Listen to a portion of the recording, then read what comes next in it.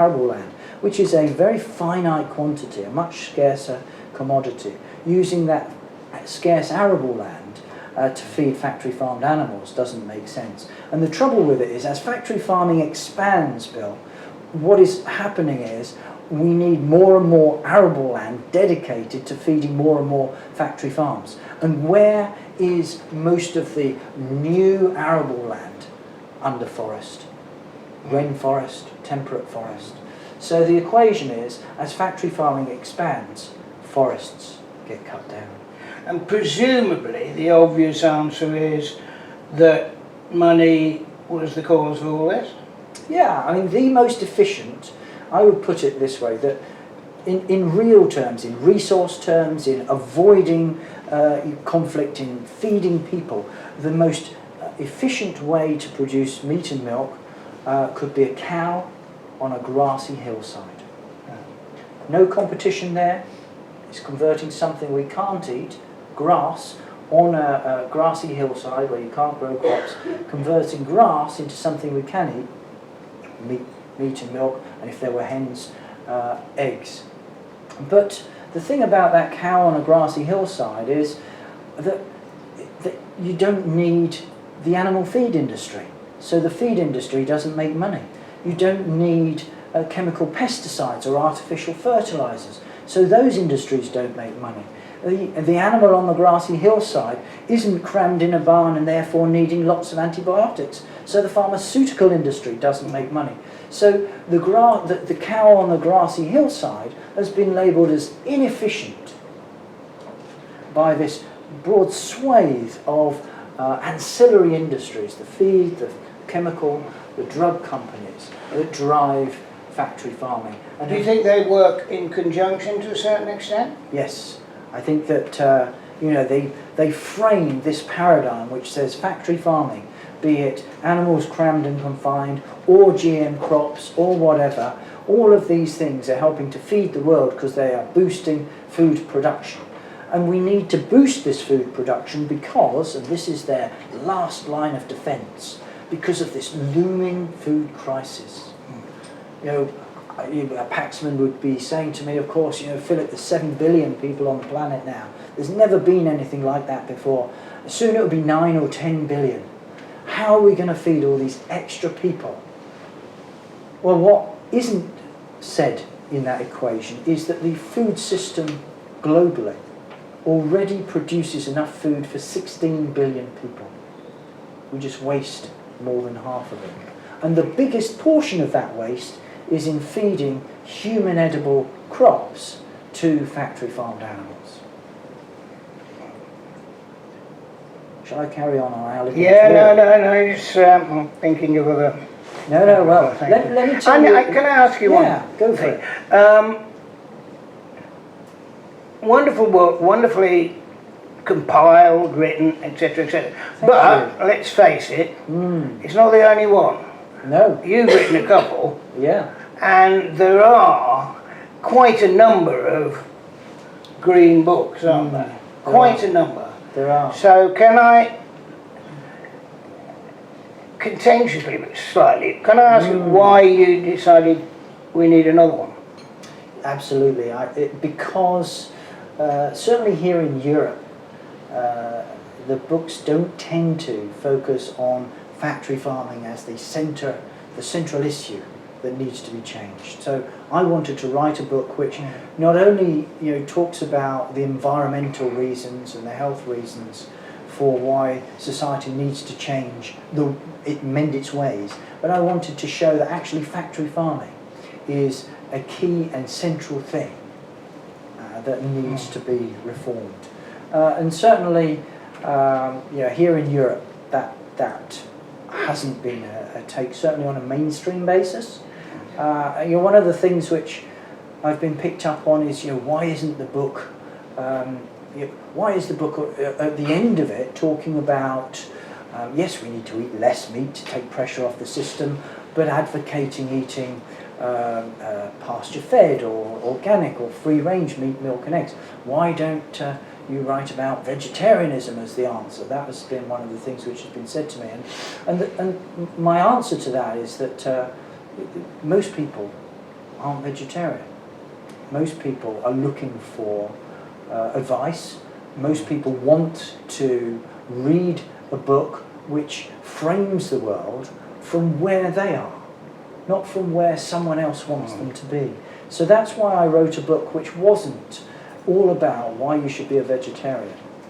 And to be honest, I was asked this in Spain actually, why have you not written a book which trumpets vegetarianism? Well, essentially because I didn't want to write a book that tells vegetarians why they should be vegetarian. What are you implying by that? That only vegetarians would read the book?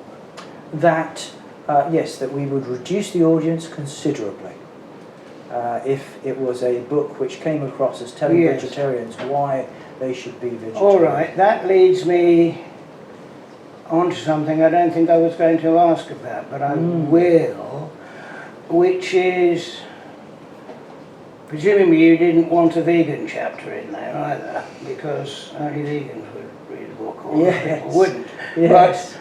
But I feel that I'm noticing a presence and an image almost, and a way of behaviour amongst the vegan community that's beginning to remind me of sort of hunt sabs and things like that. I don't know whether they go out sort of chasing pork pies or anything, but I've heard some very belligerent and dismissive attitudes from vegans, and I'm not the only one to have said that. I've had a couple of friends who experience the same thing. They tend to hijack, if you get a general rally about the environment, they tend to hijack it to a certain considerably. That which may mean they're just well organised, and that's the way they want it. But it bothers me personally, because that's sort of, let's call it extremism to a point. I know it's pity it is, but it is. And a lot of people are going to say, no, I don't want anything to do with that. That's all a bit going too far, you know. Well, that is exactly why we positioned the book as we did. The reason why Bloomsbury took on Farmageddon and then Dead Zone, I would like to think, is because it was a mainstream read for a mainstream audience. Yeah. And by doing that, we wanted to continue to reach out far and wide. The idea behind Dead Zone was to connect with conservationists like yourself, and to continue to break down barriers, and to bring in greater understanding of the harms of factory farming and what it means to all of us. And I think that what I also wanted to do with Dead Zone, so Farmageddon, one of the reviews of Farmageddon said, oh yes, very good book, but it was from a sustainable sort of food trust kind of organisation, and said yes, a good book, but it didn't say anything that we didn't already know. It was an expert reading the book, and that stuck in my craw, to be honest. Much as it was a very kind and decent and supportive review, I thought, right, well, the next one, they're not going to be able to write, we're not going to be able to say that. I wanted Dead Zone to be the thing which actually clarifies or takes or pushes the argument on, and tells people about all the things which certainly I didn't know that factory farming did. And let me give you an example. And it was actually the thought sparked off, Bill, by an incident involving you. You and I met you, starstruck, way up in Shetland. And this was way back in 1995, when you, Bill, were opening the new visitor centre for the Hermanus Nature Reserve, the most northerly nature reserve in the country. Do you remember that? I do.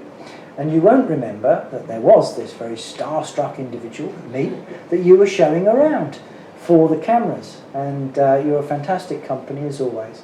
And I cherish the day. However, the whole point of me going to Shetland was to see Britain's one and only black-browed albatross. This pager had gone off. I'd read about it in here, and I wanted to see this one and only black-browed albatross. So I got this guide, a chap called Hugh, and he was going to take me to see this albatross, because he knew exactly the perch on this vast cliff where the bird would be sitting. Only I got there off the plane, and what he didn't tell me until the last minute was, sorry chum, I'm not going to take you to the cliff. First of all, we've got this other engagement. He'd been engaged, so few people up there, that he'd been engaged to take the photographs of Bill, and press ganged me into that as well. So my excursion to see the albatross was delayed. Much as I loved meeting you, Bill, my celebration turned into heartbreak when Hugh took me to the gannet colony, the cliff, and I looked down on the ledge where the albatross, I was told, always was. And there was nothing but a few droppings, a few measly droppings. I can see them now. And I can tell you, my dear guide nearly went off the edge of the cliff. But after a long pregnant pause, the bird came in, and I was elated. I saw Britain's only black-browed albatross at the time, probably now actually, and it was the last summer that the bird came back, so I was hugely relieved. But there was something which my guide said to me. He said to me, yes, that the seabirds are having, a bit of a yo-yo time now. They some years they do okay, and other years they absolutely don't. And he said that that this coincides with the availability of their food. These sand eels, these tiny little silvery fish. And he said to me, yes, they have bad years. And he said to me with an ironic sort of smile, it's funny how the bad years that get put down to climate change, it's funny how these bad years coincide with the times that the big trawlers sweep through. And I began, and I didn't think too much of it at the time, but I walked away and just let it fester. And then I started to read about how sand eels, the food of puffins here and penguins in the southern hemisphere and a whole load of other seabirds, are being scooped up in vast quantities, rendered down to feed farmed fish, intensively farmed fish, and chickens and pigs. And what I talk about in the book is that this is also why I believe endangered species like the African penguin is sliding into oblivion. 15, 16 years ago, they were hit by a big oil slick off Cape Town. A ship had gone down, put a load of oil out. And there was this massive rescue operation, the world's biggest wildlife rescue program, and the penguins were scooped up in their thousands, and they were cleaned and scrubbed and put back again. And the interesting thing was, after this massive operation that saved literally tens of thousands, 30, 50,000 of these penguins, 10 years later on, their numbers had halved. And it wasn't because there had been any further oil spillages, it wasn't because their nesting grounds are threatened, because they're not, they're protected now. It's because there is this massive industrial fishery that is scooping up these small fish to feed factory farmed animals primarily. Again in Peru, what seabird numbers have plummeted by more than 90%. Animals that were birds that were in vast numbers have declined as these anchovies are scooped up, and those anchovies from Peru, many of them, once they're rendered down, are sent to feed Scottish farmed salmon and things of this nature. But the interesting thing, there is a so what factor here, Bill. A so what? Who cares about puffins and penguins and seabirds off Peru, except for you and I and this audience? Well, the so what factor here is that the fish that we put on our plate, the bigger fish, are down to about 10% of historical populations. They've been really hit hard, as we know. And we want those fish to bounce back at some point, or at least to hold their numbers. And if we want that, we better not take away the things which they feed on. And what do they eat? Those small fish, self-same fish that the puffins, the penguins and other seabirds eat. So a real classic case of how factory farming is cutting off our nose, not to spite our face, but to make a profit. Well, I suppose the $64,000 or $64,000 million question is, well, first of all, who dictates what the system is? Whether it's farming or anything else one disciplines of. who's in charge, who makes the decision, and then the second question is, if those decisions up to this point have dragged us down to this level, how are we able to change anything?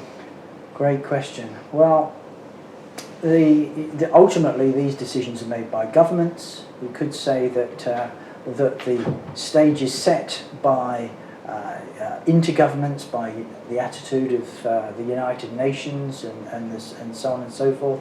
But essentially, national governments, corporations have a big role to play, and I think increasingly we shouldn't underestimate what we can do as consumers, because I believe that we each have the power 3 times a day to not only cut out an awful lot of farm animal cruelty, but also save wildlife too.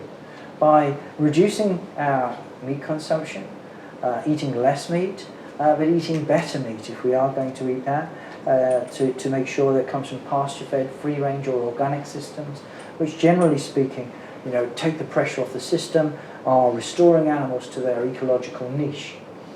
So that's my advice, that we can all get involved through our dietary habits, but also by getting involved with organisations like Compassion in World Farming, that will help direct you, not just in this country, but internationally, to put pressure on corporations to do the right thing, to put pressure on governments to do the right thing. And we're just about to launch, Bill, a new campaign to pressurise the United Nations. And what we really need, ultimately, this is so serious, it's so massive. Half the world, half the usable land surface of the planet is growing our food. 70% of biodiversity loss is down to the way that we produce our food. As industrial agriculture sweeps across that half of the usable land of the planet, pushing out wildlife, that makes a massive difference, not just to the wildlife, but also to the future sustainability of our society, of our planet. So what we are launching is, what we believe is that, essentially, ambitious as it sounds, we need the industrial agricultural equivalent of the Paris Climate Change Agreement. We need governments to be joined up in their thinking and to move away from inherently destructive practices. And I believe, Bill, that we are the last generation that can change things in a meaningful way. We're the last generation that can hand across a planet worth having to our children. It's that serious. I think that's true, yeah. What would be your answer to I your haven't got question? any answers. The other vow to myself a long time ago is to stop pretending I had any answers. Indeed, I ever did pretend I had any answers, no. I think what I'm seeing, in a way, I have to admit, sort of evenings like this, much as I enjoy them, and much as they have, I hope, value and interest and so on and so forth, but I find it very hard to walk away feeling optimistic. Very hard. And I think at the root of it all is that the majority of people actually don't care, really, because they don't have the feelings and the emotion. That's not their fault. They're not into birds, they're not into animals. But, if you're not, it's not going to get to you so much. And I think the world, particularly the people who run the world, is peopled by people who actually don't relate to wildlife and nature. Birds and animals, if you can't get people interested in elephants and tigers, for God's sake, they're not going to be much interested in bees and dragonflies and stuff like that. I am, you are, there's plenty of us. But wouldn't it be wonderful if there were a prime minister, or even, what's that thing they have in America? Oh, president, yeah. Or whatever you call it. Yeah, but, a leader who actually overtly expressed not just a care, but an enthusiasm. Yeah. And, that's what it needs, is the heart, really. Yeah. I think there's I know it's an awkward thing to say, difficult thing to say, but I do feel the preaching to the converted element. I don't mean tonight, but except it's probably true tonight too, you know. But the non-converted aren't going to bother to come, are they? So I think it's a huge problem that it's so much of the events I go to and the films I see and so on and so forth. You think, yeah, but preaching to the converted, and they're not going to preach to anybody else, so, you know. Well, I think that you hit on an interesting point there, that actually preaching to the choir can be a great way to inspire people to then go and preach to their choirs, or at least their family and friends. And in this way we have, you know, we can create a ripple effect. Yeah. And the interesting thing, Bill, is that you know, sat in the audience is you know, 3 members of Compassion in World Farming's US team, and there's been some amazing things going on in the US. You know, who would have thought of it? Yes, in the era of Trump, corporations, this team here is getting corporations, some of the biggest corporations in the world, to switch away from battery eggs to cage-free eggs, is getting them to move to their entire chicken supply to higher welfare chicken.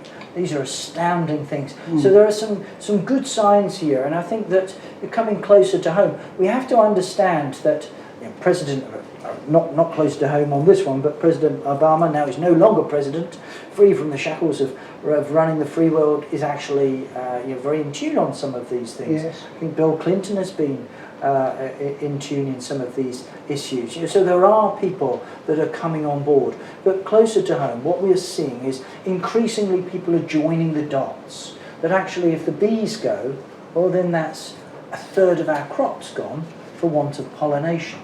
That our soils take a pounding.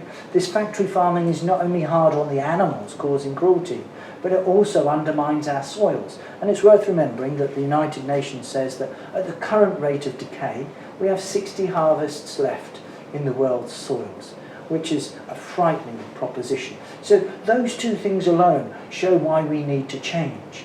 And increasingly, we are seeing allies, practical allies emerging.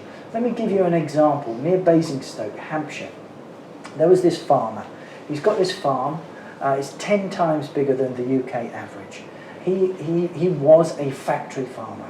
He kept his pigs in the cruelest systems, and virtually his whole farm was a sweep of industrial cereal crops. And he would bomb his crops every year with 9 different chemicals. 700 pounds a hectare he would be putting into his crops, all sorts, herbicides, pesticides, insecticides, the lot. But then he realised that it didn't matter what he did, how much he bombed it with more fertiliser, pesticides and what have you, his yields were going down. His soils were getting tired. And what he did was something very radical. He restored farm animals to their ecological niche. He brought farm animals, grazing animals, cattle and sheep, and now chickens and pigs, and he restored them on a rotational basis around this very large farm. And what he's got is a wonderful rotational system which is seeing the soil fertility bouncing back. It's seeing wildlife coming back. It's creating the scope for higher welfare. His use of chemicals is virtually nil. His use of antibiotics has dropped too as the animals are healthier. And remember that half the world's antibiotics are being used to feed farm animals, many of them in factory farms, to ward off the diseases of intensification. So it all knits together. And I believe, Bill, as things go on in the next months, years, and certainly in the next decade or 2, society will have to face up to the connectivity. It's not just the fascination of birders like you and I that's disappearing. It's actually the life support systems for all of us. But there is this better way. There is this better way of restoring farm animals to their ecological niche, bringing landscapes to life. And in so doing, I believe that we create a much better legacy for our children. That's for sure. I wonder if, on that note, we should throw it open, Bill, to questions and comments from the audience? By all means. By all means. Please, if anyone has any thoughts they'd like to pick up on. Please, yes. A few moments ago you were talking about who runs things, and for the last 40 odd years most of what we've been talking about has been ruled by the EU. It's been the EU that's provided the regulations that have supported more favourable systems. It's been the EU that's put the money into farming to support more sustainable systems. On the other hand, the UK has been an early adopter of a lot of, and promoter of a lot of welfare-friendly practices. Yes. Do you think leaving the EU is going to be a good thing or a bad thing for the sort of things we've been talking about? Well, what a great question. Yes, I mean, let me be very clear. My Compassionate World Farming doesn't take a position on whether Brexit is a good thing or not. Personally, it isn't what I would have wished for, but now it's here. It's actually rich with opportunity. It's rich with an opportunity to ban live exports because the British government can no longer hide behind the, our hands are tied, we'd like to do it, but our hands are tied by EU rules. But more than that, I think what we've seen is a real shift. Before Brexit, the British government was in the pockets of the National Farmers Union. In fact, so much so that there was a cartoon that was doing the rounds on the internet of the agriculture minister going to see her boss, and above the door it said National Farmers Union. But things have seemed to have shifted post-Brexit because the penny's dropped for the government that actually British Farming PLC is not geared up to compete on the European or world stage on price alone. It's got high land prices, high labour costs, high input costs. So it needs a USP. And what we've been arguing, and actually after 25 years of banging my head against the brick wall outside the DEFRA office, suddenly we're having a sensible conversation. Suddenly the government is genuinely interested in this idea of the power of pasture, of moving away from industrial agriculture. Because at the moment, British farmers get paid £3.6 billion worth of taxpayers' money every year. They also realise that the general public, when the NHS is going down the pan and all of these things, are not going to wear that amount of subsidy going to farmers to farm factory farming. But we have the perfect solution, that the majority of our agricultural land, if we want to use it, is pasture or could be. And so I'm hopeful. I'm hopeful that we've moved into a more positive climate of discussion in this country, and that we could, if we push hard enough, stop the factory farming machine and walk into a new era. I hope that for wildlife, I hope that for farm animals, I hope that for all of us. And you can join our campaign, and it's called Stop the Machine. Thank you for your question.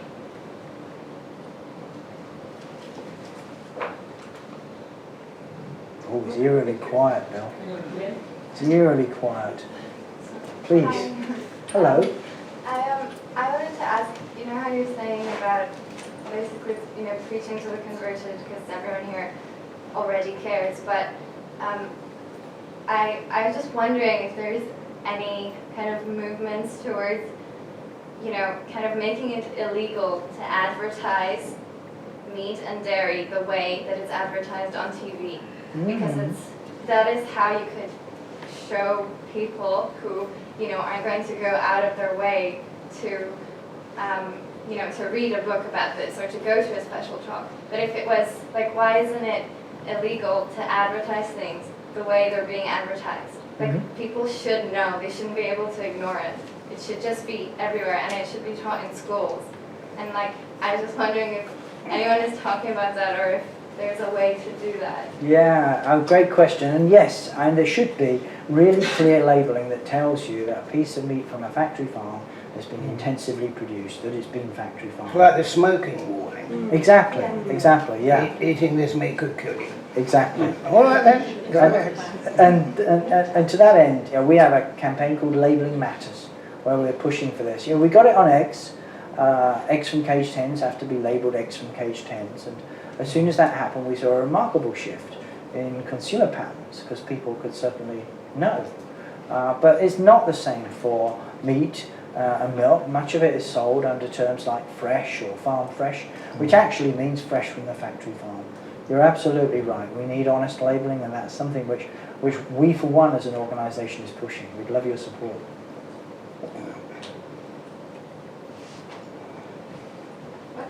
Please, yeah. And questions to Bill or I? Hi, I just wanted to, I'm quite new to all of this. Great. I'm interested in factory farming and animal welfare. It's always been there, but I haven't, to be honest with you, done much about it apart from the little armchair activism, which Okay. I don't really think does anything. So what you were saying about preaching to the converted, I do believe it's true. I do think there are a lot of us and a lot of my friends that do have an interest, but life takes over and it's very easy to put it out of your mind. Of course. So in that respect, I just wanted to say with Farmageddon, I thought that was brilliant. A lot of my friends have read it, and people who haven't read, whoever else, I think is a really succinct and a great introduction to it. Thank you. I'm going off on a tangent, I'm really sorry. No, it's okay. I also just wanted to ask about the labelling. I completely agree, following on from your question.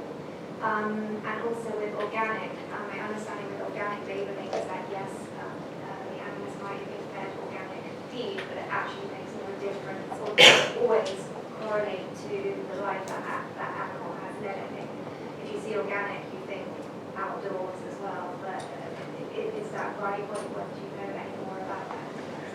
This organic labelling? Yeah, well, in the US, organic is probably not as we imagine it. Here in the UK, particularly if you go for soil association organic, then you can be pretty certain, I would say, that the animals have been offered a decent life. There does need to be a tightening up across Europe, but here in Britain, I think organic is something which, certainly soil association organic is something that you can trust. But I think that there is a new leader in town, and that is pasture fed. If you get a genuinely pasture-fed label, and there's a fantastic organisation called the Pasture-Fed Livestock Association, I write about it in Dead Zone, then I think that's where the new cutting edge is. Thank you for your question. Please. I can shout. Everyone's in here. Sorry, I really hate speaking in front of people, so I will rank it, so stop me. But I've recently stopped eating meat, largely because my son became vegetarian and I started investigating. I'm sorry, I can't You can't. quite hear. No, Is that you can better? use the mic. It would Okay. be better. Thanks. And at first, I didn't want to not eat meat. I had this idea that maybe I could just eat less meat, but meat that had a good life. I grew up on a farm where animals were treated very kindly. And for a while I spent more money and didn't eat meat very often. But then I started thinking about, well, if they've had a good life, what kind of death have these animals had? And where were they taken to be slaughtered, and how were they taken there? So, what do we do about that? And I also really want to say thank you so much for the way that you've both brought what you brought to the evening. Thank you. I've sat here feeling, oscillating between being overwhelmed with sadness, but also boiling with rage. And I don't quite know what we do. We've got this society where we're so removed from everything. It's really hard. It's easy to question a butcher about where meat came from. It's not easy to question in a supermarket where there's a whole range of other issues. Who you're speaking to doesn't know where the produce came from half the time. Yeah. Because they might have travelled 3 hours to get to work to